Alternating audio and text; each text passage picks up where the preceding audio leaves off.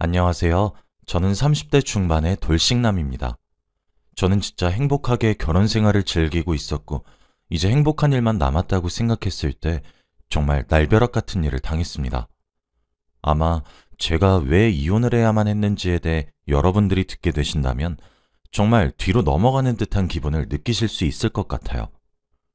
저는 아내가 지은 죄로 인해 정말 감히 설명하기 힘들 정도의 괴로움을 겪어야 했거든요. 제가 정말 웬만해서는 이해하고 넘어가려고 했지만 정말 그 자리에 있던 모두가 할 말이 없을 정도로 당황스러운 사건 때문에 저는 이혼을 결심하게 되었습니다. 지금부터 그 이야기를 한번 들려드리겠습니다. 저는 20대 후반에 한 여자를 만나게 되었어요. 지인들의 모임에 참석했던 어느 날 우연히 만나게 되었고 그 사람이 바로 제 아내였습니다. 저희는 처음 만나서 낯설었던 와중에도 얘기가 참 잘 통했어요. 그리고 무엇보다 저와 아내를 모임의 뒤풀이에 초대한 사람이 굉장히 밝고 명랑한 지인이었습니다. 그때 저와 아내 둘 다 솔로였어요. 그런데 지인이 저와 아내가 참 잘 맞겠다는 생각이 들어서 당사자였던 저희 모르게 아주 자연스러운 소개팅 자리를 만든 거였죠.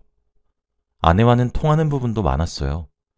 아내는 여중 여고 여대를 나와서 그 나이가 되도록 남자를 한 명도 만나보지 못했다고 모태솔로라고 했고, 저도 남중남고 공대를 졸업하면서 주위에 여자가 한 명도 없어서 마찬가지로 모태솔로였거든요.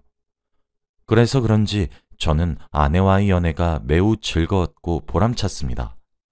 사소한 것에도 감동할 줄 아는 아내에게 저는 최고의 남자가 되어주고 싶었어요. 지금은 괜찮게 자리 잡아서 돈도 꽤나 벌고 있지만 당시엔 대학을 졸업한 지 얼마 지나지 않아 사실 연애가 사치였던 시기였습니다. 아내는 당시에 영어학원에서 학원 강사 일을 하고 있었어요. 아내는 그때도 제 취업 뒷바라지를 해주면서 제가 언젠가 자리를 꼭 잡을 것이 분명하다며 용기를 북돋아 주었죠. 나이는 동갑이었지만 저보다 훨씬 어른스러웠던 그녀에게 저는 약속을 했습니다. 제가 자리를 잡자마자 결혼을 하겠다고 말이죠. 아내는 그렇게 멋이 없는 저의 프로포즈에도 감동의 눈물을 흘릴 줄 아는 여자였습니다. 학벌도 괜찮았고 성적도 좋았고 저는 한 스타트업 회사에 수월하게 입사하게 되었죠. 사실 더 좋은 회사에 취직할 수 있었지만 자기 개발의 꿈을 포기하고 싶지 않았거든요. 요 몇 년간은 정말 자리 잡는 것이 힘들었습니다. 좋게 말해 도전이지 도박과도 다름없다 봐도 무방하네요. 저는 아내에게 조금만 더 돈을 모으고 안정적으로 가정을 꾸리자고 제안했고 아내도 흔쾌히 받아들였어요. 그러던 어느 날 아내가 아무런 말도 없이 저를 찾아왔더라고요.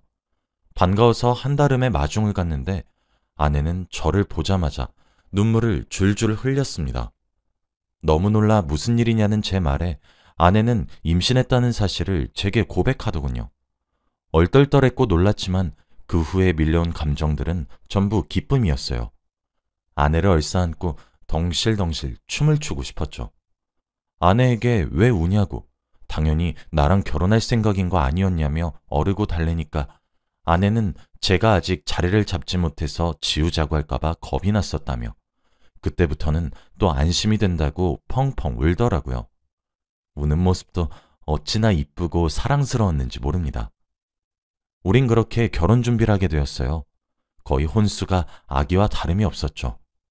아내 손을 꼭 붙잡고 함께 산부인과에 진료를 받으러 가기도 했고 콩닥거리는 뱃속 아이의 심장 소리를 들을 때면 가슴 깊은 곳에서 무언의 감정이 벅차오르기도 했습니다. 임신은 아내가 했는데 제가 울컥해서 유난이란 소리도 참 많이 들었네요. 임신과 동시에 결혼을 한다는 소식을 지인들에게 전하자 축하를 위한 회식을 하기도 했습니다. 제게 술을 따라주던 직장 선배들은 제게 축하한다고 덕담을 한마디씩 건네었어요. 또는 제게 짓궂은 농담을 던지기도 했죠. 저는 그런 모든 과정들이 부끄러웠고 쑥스러웠지만 자랑스러운 마음도 가득했습니다. 뭐 때문인진 몰라도 어깨에 힘이 들어가고 가슴이 활짝 펴지는 그런 느낌이었어요. 아내의 배가 불러오기 전에 서둘러 식을 올렸고 식을 올리기도 전에 혼인신고부터 먼저 했습니다.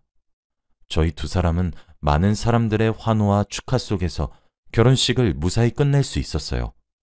신혼여행보다는 태교여행에 가까웠던 여행도 좋았어요.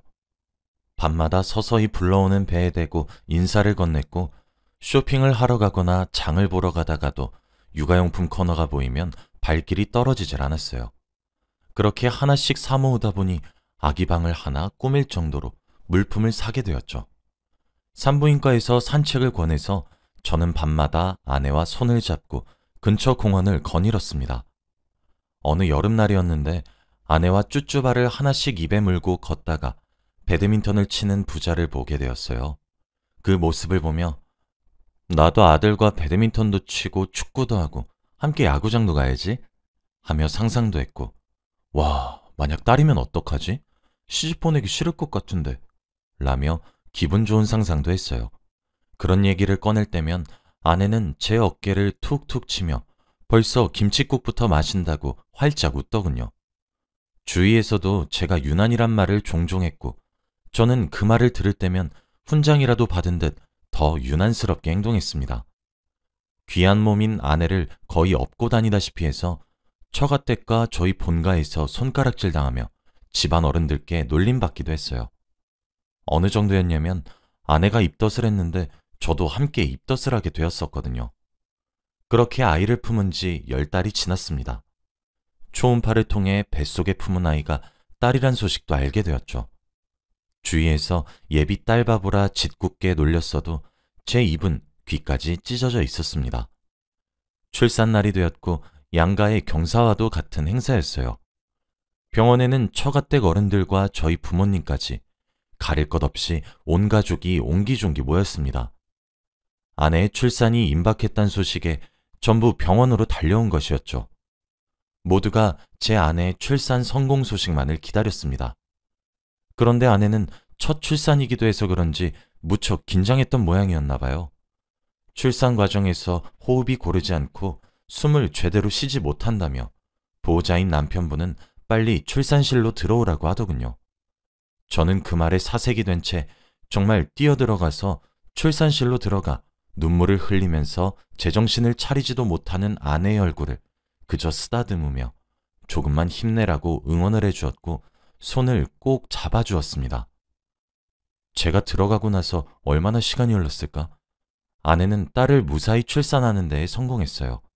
그런데 보통 출산을 하게 되면 의사와 간호사들이 축하한다는 말을 건넨다고 어렴풋이 건너 들어서 알고 있는데 출산실에는 정적이 흐르더군요. 그러고 나서 생각해보니 생각보다 정적의 시간이 길었던 것도 같았어요. 제가 아내에게 정신이 팔려서 눈치를 채지 못했을 뿐 숨을 들이키며 헉 하는 소리와 함께 저희 부부에게 갓 태어난 아기를 보여줬습니다. 신생아를 보고 있으니 왜 출산실에 정적이 흐르게 되었는지 단번에 알게 되었죠. 왜냐면 아기가 아무리 봐도 동양적인 외모가 아니었습니다. 외국인의 아이 같아 보였죠. 게다가 피부가 까맣더군요. 마치 흑인처럼 말이에요. 새까만 피부를 가지고 응애하며 목이 터져라 우는 아기는 머리카락조차 흑인의 곱슬이었습니다. 현실이 절로 부정되었어요. 아내는 기진맥진한 상태로 침대 위에 쓰러져 있더니 사색이 되더군요. 돌처럼 굳은 저를 어느 간호사분께서 밖으로 데리고 나가셨습니다. 밖에서 기다리고 있는 가족들이 어떻게 된 거냐고 기쁜 기색을 감추지 못하고 제게 달려와 물었어요. 저는 멍하니 대답했습니다. 딸이 태어났는데 흑인이에요. 저 이제 어떡해요? 라고 말이에요. 제 말을 듣고 한참의 시간 동안 그게 무슨 말인지 다들 이해 못하는 듯 했습니다. 그러나 이내 제 말을 이해한 사람들은 차례로 입이 떡 벌어졌죠. 제 말을 믿지 못하는 저희 부모님과 처가댁은 함께 나온 간호사를 붙잡고 아이를 보여달라 아우성이었고 그렇게 신생아실로 들어간 아이는 두 눈을 비비고 다시 쳐다봐도 흑인이었어요. 새로운 생명의 탄생을 축복할 수 있는 신성한 산부인과에서 저희 어머니는 뒷목을 잡고 쓰러지셨고 친정 어머니는 주저앉아 통곡을 했습니다. 아이를 닦인 후인 건지 더 또렷하게 보이는 생김새에 저는 어처구니가 없었죠. 아내와 저는 둘 다 속쌍꺼풀도 없는데 갓 태어난 아기는 눈을 감고 있음에도 불구하고 쌍꺼풀 라인이 도드라지게 보이더군요. 너무 충격을 받은 나머지 제가 쓰러졌나 봅니다.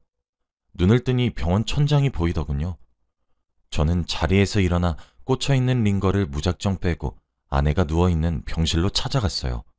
이미 그곳은 난장판이었습니다.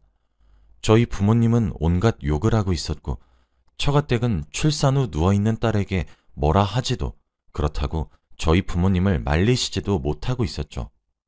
저는 다 나가달라고 얘기를 했습니다.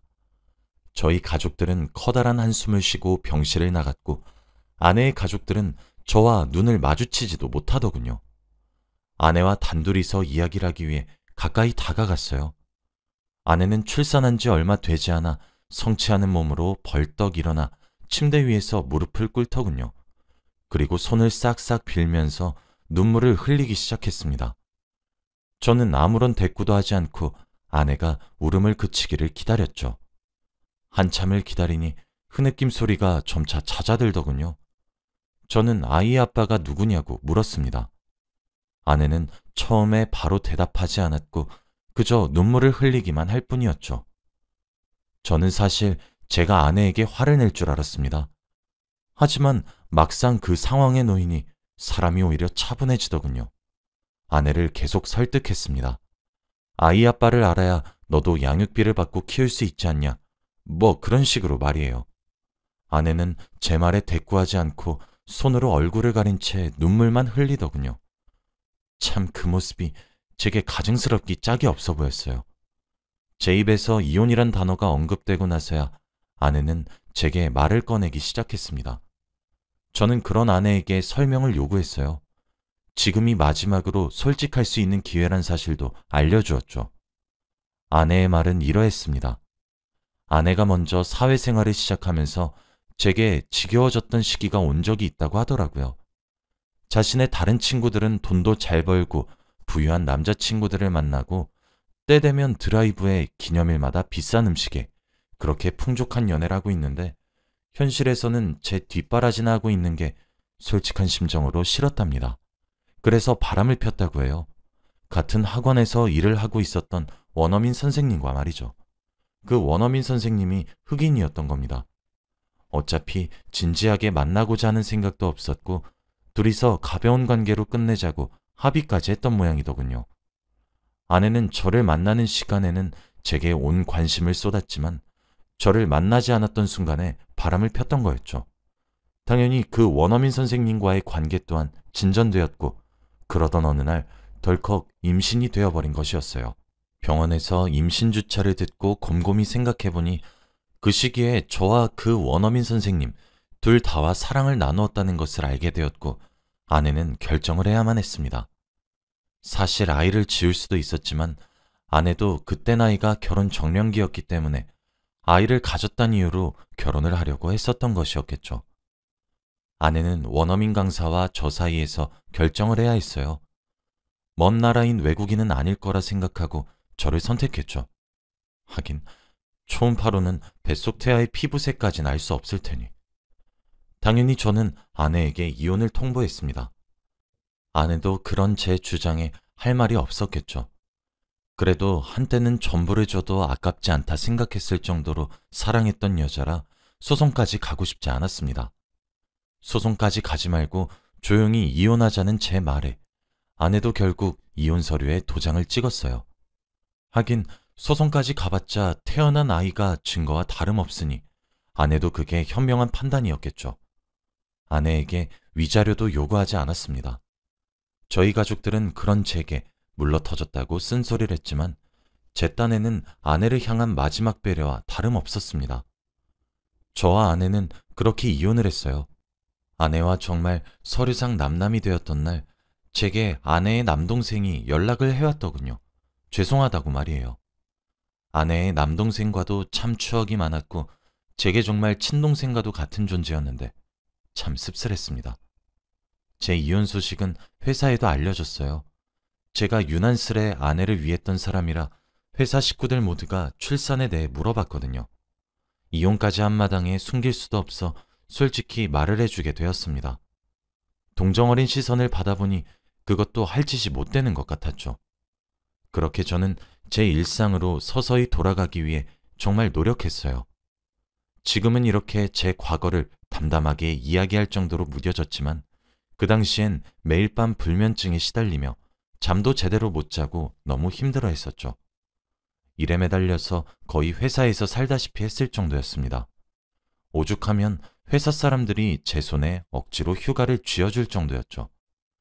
시간이 약이라는 말이 정말인지 죽고 싶을 만큼 괴로웠고 뒤통수가 얼얼할 정도의 배신감에 사무쳐서 아내를 원망하기도 저주하기도 했지만 시간이 지날수록 제 일상으로 점점 돌아오긴 하더군요.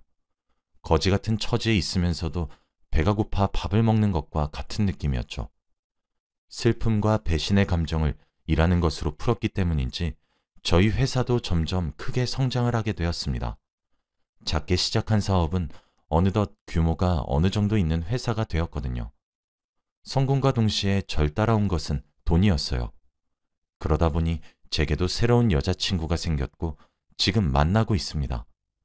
제 과거를 알고 있는 사람이고 제 과거를 말을 하니 눈에 눈물을 글썽거리며 저를 위로해준 심성이 정말 착하고 아름다운 여자예요. 이 여자와는 결혼까지도 갈 수 있을 것 같아요. 어찌되었든 저는 제 갈 길을 잘 걸어가고 있고 과거를 묻어두고 열심히 삶을 살아가고 있습니다. 그런데 지금으로부터 한 달 정도 전쯤 모르는 번호로 전화가 한 통 제게 걸려오더군요. 전화를 받았더니 상대방은 전 아내였습니다. 전 아내는 안부 인사와 함께 한번 만날 수 있냐고 애원에 가까운 부탁을 하더군요. 저도 무슨 생각으로 그렇게 한 것인지 모르겠지만 저는 아내와 만나기로 약속을 했어요. 약속 장소에 나가보니 미리 와서 저를 기다리고 있더군요. 제 성공 소식이 전 아내에게 들려서 제가 연락해온 것인지는 여전히 알 수 없습니다. 하지만 전 아내는 그날 제게 재결합을 권유하더군요. 자기가 낳은 아이도 걱정하지 말라며 친정에서 키워주기로 했다고 하면서 말이에요. 어떻게 소식이 전해진 것인진 몰라도 아내가 원래 일을 하고 있던 영어학원에서 소문이 났나 봅니다. 아내가 낳은 아이가 흑인이었다고 말이에요. 그날 병원에 아내의 직장 동료가 우연히 본 것인지 뭔지 학원에 그 소문이 한 바퀴 돌았고 이내 그 소식들은 학생들 귀에도 들어갔나 보더군요. 그런 파렴치한 사람들이 우리 아이들 교육을 맡게 할 수 없다며 학부모들의 항의가 시작되었고 학원에서 원어민 선생님인 그 남자와 아내는 해고를 당했다고 합니다. 동네 학원이었기 때문에 아내의 이야기는 점점 소문이 나서 아내의 친정 식구들은 결국 이사까지 감행해야 할 정도였다고 하더라고요. 물론 그 원어민 선생님도 그런 구설에 시달리면서 충격을 크게 받은 건지 본인의 나라로 돌아갔다고 했습니다. 그렇게 다 잃어보고 나니 제 생각이 그렇게 났다고 했죠. 염치 없지만 한 번의 기회를 다시 주면 안 되겠냐고. 평생 동안 자신이 낳았던 그 흑인 아이는 제 눈앞에 나타나지 못하도록 할 테니 걱정 말라며 이제 자신에게 남은 사람은 저 하나뿐이라며 울고불고 빌면서 매달리더군요. 감정에 호소하며 제게 매달리는 전 아내를 보고 있으니 정말 괴물처럼 느껴졌습니다. 제가 알던 그 사람이 맞나 싶더군요. 저는 당신이 고통을 겪고 나니 나에게 빌러온 것이냐며 화를 냈습니다. 모든 사실을 알고 난 이후 화 한 번을 제대로 내지 못했었는데 미안하다며 제게 손을 뻗어오는 전 아내의 모습을 보며 저는 지금 결혼을 염두에 두고 있는 사람이 있고 지금 당신이 겪고 있는 고통은 본인이 스스로 만들어낸 고통이라 못을 받고 그 자리를 떠났습니다. 처음 헤어졌던 전 아내에게 연락이 왔을 때 그리고 그 약속 장소에 나가기까지 저는 왜 휘둘리고 있는지 뭘 얻고 싶어서 그 사람 얼굴을 보러 나가는 것인지 이해할 수 없었는데 아마 화를 한번 내고 싶었던 것 같아요. 전 아내에게 쓴소리 한번 크게 하고 나니 속이 후련해지더라고요. 아마 전 아내는 앞으로도 고통에 시달리며 살게 되겠죠. 인종이 다른 아이가 자라면서 받을 차별과 그로 인한 상처들에 슬퍼할 것을 생각하면 불쌍하지만 제 전 아내가 지은 죄니 스스로 마무리하겠거니 싶습니다. 제 이야기는 여기까지예요. 제가 생각했던 30대에는 희망과 기쁨이 가득할 것이라고 생각했었는데 실제로는 지옥과도 같았습니다. 10길 물속은 알아도 한 길 사람 속은 모른다고 하더니 헤어진 아내가 참 무섭게도 불쌍하게 느껴지네요. 여러분들은 제 전 아내처럼 결혼을 하게 될 예비 배우자에게 신뢰를 깨는 행동을 하지 마셨으면 좋겠어요. 물론 그것은 당연한 행동이지만 말이에요. 긴 이야기를 들어주셔서 감사합니다.